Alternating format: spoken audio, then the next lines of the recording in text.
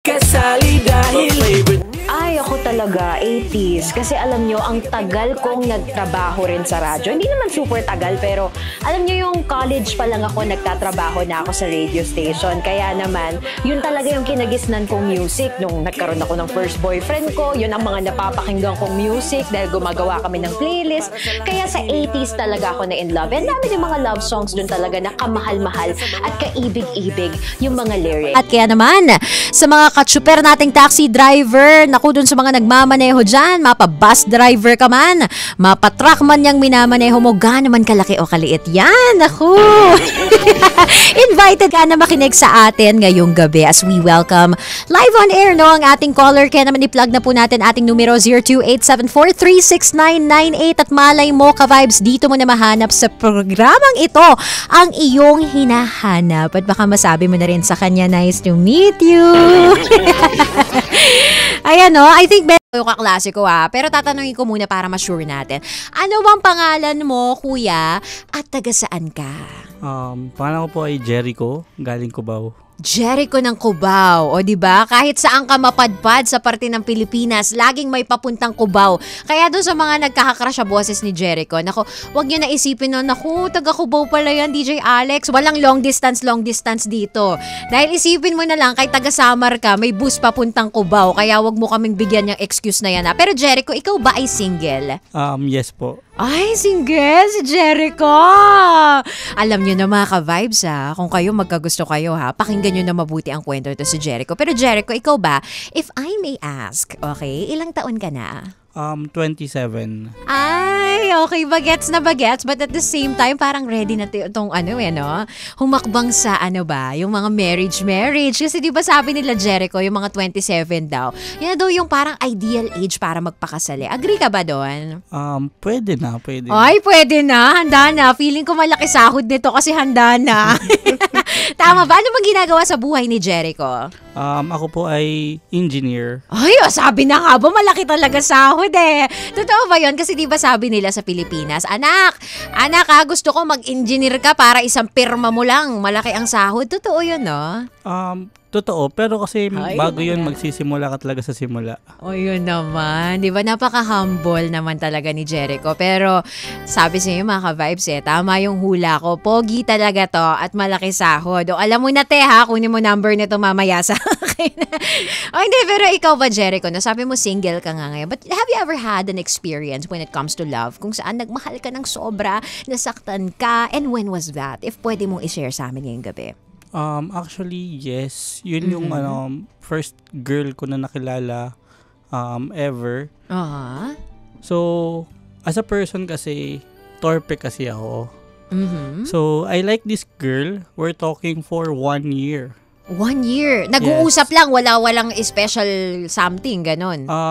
Actually, we're holding hands. Sweet kami sa isa't isa, but there's no label. Kasi hindi ko siya tinatanong kung pwede ko ba siyang maging girlfriend or pwede bang manligaw kasi torpe ako. So baka ang sistema pala dyan, hinihintay ka lang ba ni ate girl na mag-make ka ng move? Ganun ba? Yes, parang ganun na nga. So ano nangyari? Paano naputol yung pag-uugnayan nyo? Kasi 1 year, diba? Nag-holding hands kayong dalawa. Pero wala kayong pag-uusap talaga na, magjowa tayong dalawa, may special tayo, or maski sabihin man lang na, MU na ba tayo? Walang ganong tanungan. Basta alam nyo ginagawa nyo yung mga special na bagay kahit wala kayong label. Oo, ganun. Kasi na-cut off yun. Ang nangyari kasi parang there's this one guy na parang lumapit sa kanya, nagkausap din sila.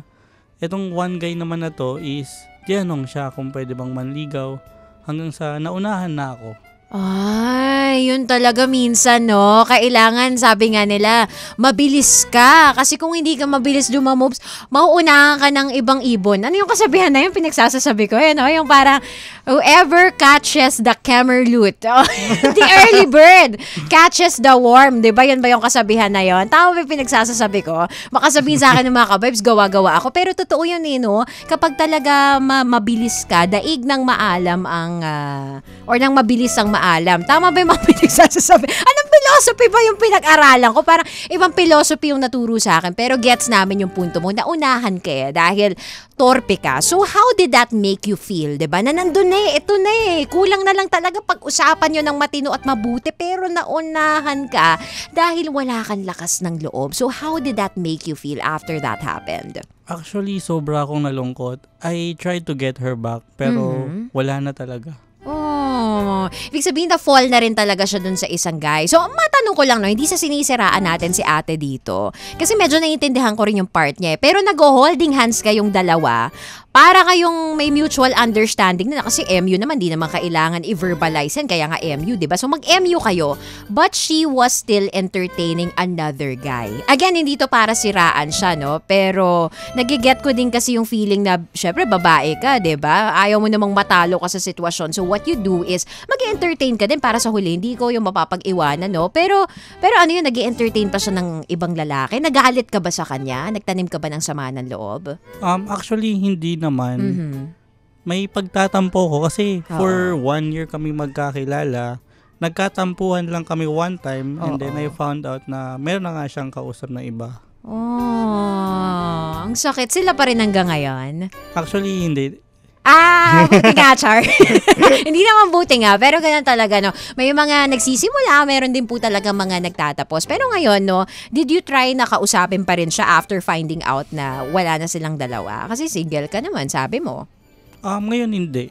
Ayaw mo na? Ayoko na kasi I'm looking forward and I learned my lesson there. Ano yung lesson? Siguro, kung may pinakamalaking lesson ka na natutunan doon sa naging ugnayan yung dalawa, what would be it? Communication is the key. Oy. Kasi kailangan mong sabihin yung nararamdaman mo kung ano ba kayo. And girls need confirmation as well. Ay, alam mo, totoo yan. Ang ganda niyang sinasabi mong girls need confirmation as well. Kasi 'di ba, hindi pwedeng forever kami mag-a-assume dito. Mahirap yung ganun I think, no, kahit naman sa lalaki din na kailangan talaga sinasabi ng babae kung ano ba yung nararamdaman niya, hindi yung mag-a-assume lang din. Basically, dapat vino-verbalize po talaga natin yung mga nararamdaman natin. Pero pwede ko ba matanong, no, bakit nga ba kasi nung time na yun, wala kang lakas ng loob para i-communicate or i-verbalize yung talagang nararamdaman mo deep inside? What was preventing you or stopping you from being honest about your feelings back then? Feeling ko nung time na yon is lack of experience. At the same time, hindi ako confident sa sarili ko that time. Paano hindi ka confident? Like, ano yun, nahihiya ka umakyat sa stage. Ganun pala no? Hindi, sa bagay kasi pag medyo bata pa talaga tayo, gusto ko yung sinabi mo na lack of experience, no? Nangyayari talaga yan Kasi as we grow up, as we age, diba? Mas dumadami yung experiences natin sa buhay, mas lumalakas yung loob natin. Pero ikaw ba, Jericho, no? Let's say, may dumating na tao, magustuhan mo siya, diba? Sa tingin mo ba ngayon, do you have that courage already para aminin sa taong yun kung gaano mo siya kagusto? Yes naman. Ayun. Di ba? Engineer na Di ba? Pag sabi, what do you do? Isa akong engineer. Sige nga, kung halimbawa merong babae dito, tas medyo type mo, tapos nag-hi sa'yo. Hi, may I know what's your name? Paano mo sabihin? Usap kayo kunyari. Hi. Good day. Wow, good day. What's your order? Ganun ba? Paano mo kausapin? Hindi naman. Like, lalapitan ko siya una. Ay, lakas ng loob. Tapos, So, ngayon kasi, confident na ako sa sarili ko Oo, tama naman. Tama yan. Lalapitan ko siya. I find you cute from there. Nakakakilig naman niya. Ang galing mo na. Feeling ko dami na nito experience kasi alam niya na yung mga linyahan. O sige, tapos. Okay, you find me cute and then? And then, can I have your name first? Ay, kala ko number. Ready na Ito na yung card ko. Binigay pala yung calling card. Syempre, para professional muna sa una, diba? Para iisipin ng lalaki, girls, diba? Na, uy, professional, may calling card. Nagsabi ang walang calling card. Alam mo ba, Jericho, ako pag nag-host ako minsan ng event, ayan ang kasalanan ko, number 1, wala akong calling card, diba? Ang hirap-hirap nung gano'n. Pero sige, binigay sa'yo yung pangalan. Hi, kunyari, I'm Erica. O pagkatapos nung gagawin mo kay Erica. Ayan na. And then, tatanong ko siya. why are you here? Kung bakit I'm just having fun, I just want to have a few drinks. Ikaw ba? Anong pangalan mo? My name is Jericho. Anong ginagawa mo sa buhay, Jericho? I'm an engineer. Ay, tara na! It's a yes! Ganun pala agad no? Uy, ang lakas kasi din talaga ng apila. Ito sabihin natin at aminin natin, girls kapag talaga may professional, iba yung datingan di ba? Iba yung impact niyan. Hindi naman dahil sa mukha tayong pera or gold digger yung mga kababaihan, pero siguro we just give credit subconsciously doon sa taong alam natin nagpursige para makapagtapos ng pag-aaral and then later on makapag-board exam, di ba? Doon pa lang mismo, meron ng admiration at very impressive na yung trait na yun. Kaya ako talaga hindi ko na pinagtatakan, Jericho, kung bakit na-develop mo na yung confidence na yan. Kasi nga, di ba? Dami mo na rin pinagdaanan. Ano ba yung engineering mo? Ano yung civil engineering ba? Electric ka? Ano ba yung mga dyan? Specialization? Actually, civil. Ay, yun na nga. Ang yaman nga. Civil, di ba yung mga gumagawa ng mga roadblocks? Ay, mga bahay-bahay pala. Yes, bahay-bahay. O, di ba? Yung ex mo hanggang Sims 4 lang. Ito, totoong gumagawa ng bahay. Totoong nangungontrata. O, kumusta yung trabaho ngayon dyan? Kasi syempre 27 ka. So, medyo marami ka na rin experience doon sa 20s mo, sa paggawa ng mga project. What would you say yung naging pinaka-malaki by far na proyekto mo? Kahit di mo sabihin yung name ng company, pero ano yung ginawa nyo? Apartment ba? Building ba? House and lot? Ano yan? Actually, yung pinaka-malaking ginawa namin is yung sa may somewhere in Batangas. Ay, ano to, rest house? Para siyang villa. Ay! Villa, so may swimming pool. Yes. Ayun naman, di ba? O sige, tatanungin kita. Dahil isa ang civil engineer, syempre, pag nagkaroon ka ng girlfriend, pangarap mo din siguro na makapagpatayo ng tahanan, di ba? Para doon sa bubuin yung pamilya. So kung ikaw tatayo kayo ng dream house nitong magiging jowa mo in the future, saan ang dream location? Up and down ba? Ano ba ang gusto mo? Bungalow? Of course, gusto kong mag-build ng bahay kasama yung magiging partner ko in future. Pwede sa private island sa Palawan. Oh, grabe yung private island. Ang mahal ng lote dyan per square meter pero afford niya, 'di ba? O saan ka pa? O tapos yung kayo sa private island. Bakit doon sa Palawan? Ba't di kayo sa city? Ba't gusto mo doon? Kasi actually nung nagpunta ako doon, sobrang intimate kasi ng place. Ay, okay. Tapos? So kayong dalawa lang. Tapos? And then mas masaya kasi mas magagawa niyo kung ano yung gusto niyo. Tama, nang walang nakatingin na iba. Hindi, masaya talaga yan, no? Kasi kapag nasa mas romantic na lugar, pansinin nyo mga ka-vibes, di ba parang ang sarap ma-in love? And I think that's also one of the reasons, no? Bakit yung mga production companies, yung mga gumagawa ng pelikula, di ba nagiging nagiging location movie, parang pumupunta sila sa iba't ibang lokasyon. Kasi nga, parang mas madaling ma-build yung romantic feelings kapag nasa maganda kang lugar. O tapos, anong gagawin mo? Kanino nakapangalan yung bahay? Sa asawa mo? sa nanay mo? Yun agad yung tanong no? Hindi, sa akin muna. Sa iyo. Yes. Pero conjugal. Okay lang sa'yo. Syempre sabihin ng asawa, conjugal dapat. O ano? Kapag kasal na. Magkasal na. Mukha talagang no? Gustong makalamang. Hindi naman sa ganon. Hindi, syempre, no? Kidding aside, ang ganda-ganda din talagang makakilala ng lalaki or ng tao, no? In general, na may pangarap. So ikaw, ano ba yung pangarap mo sa tingin mo? Maliban dun sa pagbuo ng dream house para sa magiging partner mo, ano ang pangarap mo para sa inyong dalawa? Para sa aming dalawa, early retirement. O yun na nga. Grabe, ang daming plans sa buhay. Ang ganda. Bakit early retirement? Kasi di ba ngayon parang 60 years old. Yung iba nga nag-extend pa ng 65. Depende kung nasa gobyerno kaya, di ba? Pero ikaw, mga anong age mo gustong mag-retire? At bakit early retirement ang dream mo para sa yung future na asawa? Kung ako tatanungin, baka 60 or earlier than that. Kung kakayanin. Okay, kung kakayanin. So ikaw ba, no? Syempre, pag may mga goals tayo in life, we see to it na yung mga ginagawa natin ngayon pa lang, as early as now, in line na siya doon sa goals natin. So ano ba yung mga ginagawa mong methods or paraan to make sure na ikaw mag-early retirement kayong jowa mo? Ikaw ba nagsisipag? Do you work 7 days a week? Ano yung mga ginagawa mo ngayon? Actually, aside from engineering, I'm more into business din. Grabe talaga. Ito na ang dream boy of the year, 'di ba? Bago nagtapos na lang ang taon, 'di ba? Nakatagpo pa kayo ka-vibes ng mga ano talaga mga dream boy. Yan tayo. Sige, business. What kind of business, Jericho? Syempre yung incline na rin sa kung anong ginagawa ko. More like construction. Ay, oo, construction. So ano to, nangungontrata ka? Yes, and supplier as well. Ay, ang galing naman. Supplier ng ano yan? Bulong mo sa... Ay, supplier ng mga construction materials, gano'n, di ba? Yes.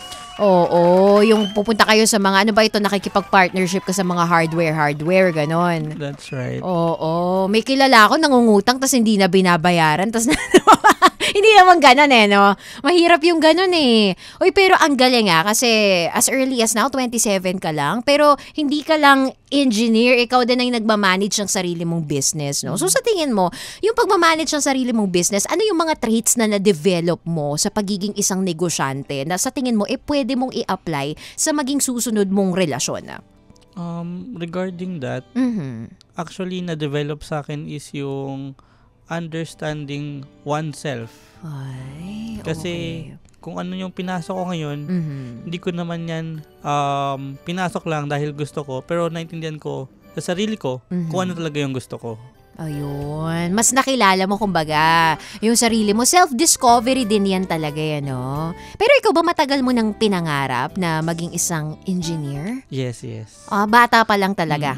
Kumbaga hindi ka dito nasabihan, nasulsulan ng kung sino man na, ay, eto kunin mong kurso. Walang ganon. Wala naman. Talagang yan talaga, no? Hulaan ko, paborito mong cartoons, Bob the Builder. O, diba? Kaya ka naging engineer. Yung pala yung pinanood no? Ako kasi yung Mr. Bean, kaya mahihain ako.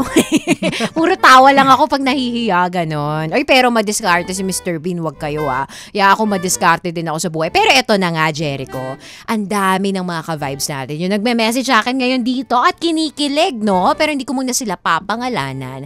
Ang gusto lang nilang malaman, Jericho, ano bang hinahanap mo sa isang babae? Ang hinanap ko sa isang babae, yung may intindihan ako. Okay. At the same time, yung may time for herself. Ay, time for herself. Bakit yan mahalaga sa'yo? Kasi di ba pag sa relasyon ang gusto usually ng mga lalaki, hindi. Ibigay mo yung pangangailangan ko. Gusto ko lagi ka nandyan. Pagluluto mo ko. But why giving herself some time is important para sa'yo? Kumbaga hindi lang ikaw yung paglalaanan niya ng oras, kundi pati yung sarili niya. Bakit mahalaga yun? Kasi naisip ko previously na bakit yung mga matatanda or like yung mga nag-aasawa na parang kapag nagkaroon sila ng pamilya, napapabayaan ng mga babae yung sarili nila. Oo, nangyayari yan, 'di ba? Tapos ang mangyayari pa diyan minsan, yung lalaki, after magkaanak nung asawa nila, bebreakan o kaya naman mambababae. Ang hirap nung gano'n. Dapat yung mga lalaki yung nagiging numero 1 pong katuwang ng mga misis after manganak. Pero ikaw, Jericho, nafe-feel namin na may pagka-gentleman ka talaga. At nakakatuwa yun kasi hindi lahat ganyan, 'di ba? Hindi lahat may pangarap na agad na bubuin para dun sa kanyang future na mapapangasawa. So yun nga, gusto mo understanding, paano kung ganito? Kasi syempre pag professional ka, hindi maiiwasan talaga yung may mga gathering kasama yung mga kapwa mo professional or di kaya yung pakikipagtrabaho sa isang magandang arkitekto. Paano yun kapag halimbawa may magsiselo sabihin sa'yo nung jowa mo, kailangan pa ba talaga na makipagtrabaho dyan? Paano mo siya i-reassure na ikaw lang talaga? Kung gano'n ang mangyayari, kakausapin ko siya ng masinsinan. Okay. Kasi before ko naman maging partner siya, ito na yung ginagawa ko. And hindi naman ako maghahanap ng iba, kung di ko naman siya maging partner kung meron ako nakausap na iba. So, bibigyan ko siya ng assurance na siya lang talaga at walang iba. Ayun na nga, kinilig ka ka-vibes na. Kinikilig yan, aminin mo na. Ay nako, hindi ko muna sasabihin ang buong pangalan ni Jericho, pero parang alam ko. Sinearch na agad sa Facebook at tama nga, may nakita akong Jericho dito na civil engineer. Tapos mga ka-vibes, ang pogi, sasabihin ko sa inyo, ang ganda ng buhok. Itim na itim, nakasalamin, tapos talagang na-highlight yung pagiging maputi niya. Ako, personally, fan ako ng mga machete na mga medyo kayumanggi. Pero ito talaga iba ang datingan. Kaya naku mga ka-vibes, kung interesado kayo, i-message na kami sa ating official Facebook page, FM Radio Philippines, dahil talaga ang pogi nito. Ikaw ba, Jericho, mahalaga sa'yo yung itsura? Like, kung meron ka bang preference, say gusto mo ba chinita, gusto mo ba morena, ano bang mga gusto mo sa babae? Wala naman akong preference, pero ang attractive ng mga chinita nga. Ayun na nga. Wagi ang mga chinita ngayong gabi. Taas ang kamay ng mga chinita. O, diba? Ang saya-saya naman. Bakit chinita? Sige, ano ba meron? Like, fan ka ba ni Kim Chu, yung mga ganong beauty? Oo. Actually, crush ko siya. Si Kim Chu. Kim Chu ba o Kim Churba? Yung Kim Churba na DJ namin, maganda yung chinita yon. Nakita mo na yon. Oo, nakikita ko siya. Ano masasabi mo sa kanya? Cute siya. Parang hawig sila ni Kim Chu, no? Oo, tapos parang siya, ang puti-puti niya, ang ganda-ganda niya. Ganun ba yung mga tipo mo? Para lang alam ng mga ka-vibes natin. Kasi baka kahawig nila si Kim Chu o kaya si Kim Churva. O alam na, pwedeng-pwede kayo mga ka-vibes. Ganun ba ang tipo mo? Wala naman kasi ako talagang tipo, yung mga... Pero kung si Kim Churba, pwede. Wala na akong hanapin pa doon. Yung sasabihin ko mamaya kay Kim Churba pagkatapos itong call na. Actually, may message ko na, Kim Churba, may engineer dito, pumunta ka na. Punta ka na sa booth, bibigay ko number. O kaya isa-send ko na sa kanya, diba? Pero kung ikaw ba, actually, bakit hindi, no? Bakit nga ba hindi Kim Churba? Kung kay Kim Churba ba sa tingin mo magkakaroon ka ng ng lakas ng loob na kausapin siya? Sa tingin mo lang kasi syempre DJ yan, napapakinggan ng maraming ka-vibes. Tapos ikaw, sabi mo nga may history ka ng pagiging mahiyain. Pero sa tingin mo ba, Jericho, bilang isa ka ng engineer Jericho, may lakas ng loob ka na kaya na i-pursue yung mga kagaya ni Kim Churva? Meron, pero at the same time, kakabahan ako. Kasi syempre, kung gusto ko yung tao, magtatatter or mag-ano yung boses ko. Hindi ko alam kung anong gagawin ko kapag kausap ko yung taong yun. Yun na. Gusto mo tawagan ko ngayon pakausap? Hala! It's a prank. Hindi. Malay mo, di ba? Pwede natin yung gawin. Hingi tayo ng paalam sa mga boss kung pwede makausap si Kim Churva kasi sabihin natin, hindi pala ka-vibes, di ba? Na listener ang napupusuan nitong si Jericho na caller natin, kundi yung mga tipo ni Kim Churva. Hindi, pero ikaw ba, bago tayo magpaalam, may gusto ka bang batiin at i-shout out makabarkada mo, kaopisina mo? Go ahead. Binabati ko lang po muna si DJ Jaiho. Happy birthday. Ayun. Happy birthday! Diyosa ng Kalsada. Sino pa gusto mong batiin? Binabati ko yung family ko na nasa Cubao, kay Janet, Michael, and kay Lola Lina. Ayun, Lola Lina, sana natutuwa ka. Sana, sure ako proud na proud tong pamilya mo, no? Kasi syempre, bukod doon sa engineer ka talaga, isa kang negosyante at nafe-feel namin, na sa sense namin dito, na isa kang mabuting tao. Ito siguro bilang panghuling mensahe.